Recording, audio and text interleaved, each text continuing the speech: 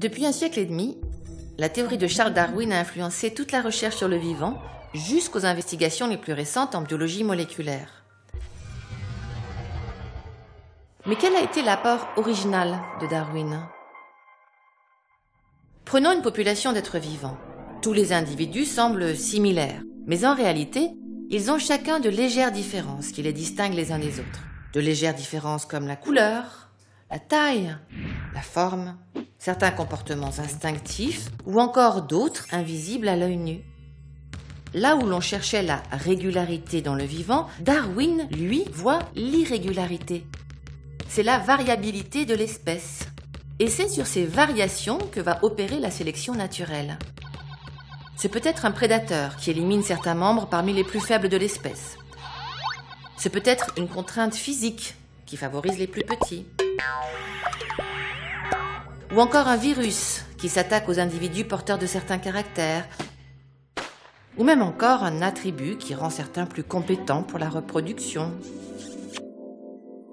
Ou encore un comportement de solidarité qui donne un petit avantage à d'autres lorsqu'ils sont réunis. Ces variations apparaissent dans une population selon une donnée que Darwin est l'un des premiers à mettre en lumière, le hasard. Ces variations émergent spontanément, sans rapport avec les besoins des individus qui les manifestent.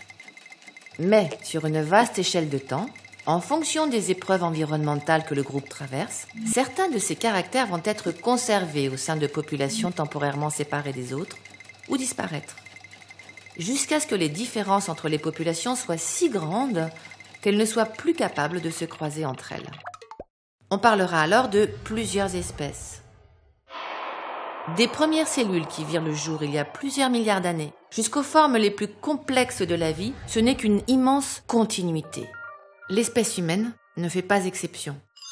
Même si pour survivre, elle s'est appuyée sur des artefacts et des pratiques culturelles, outils, échanges commerciaux, langage, comportements de solidarité, l'espèce humaine s'inscrit dans la parfaite continuité du vivant. Et ces caractères, eux-mêmes résultats de la sélection naturelle, nous les partageons avec d'autres espèces. Et tout cela sans qu'il y ait eu la moindre finalité, la moindre intention, le moindre programme.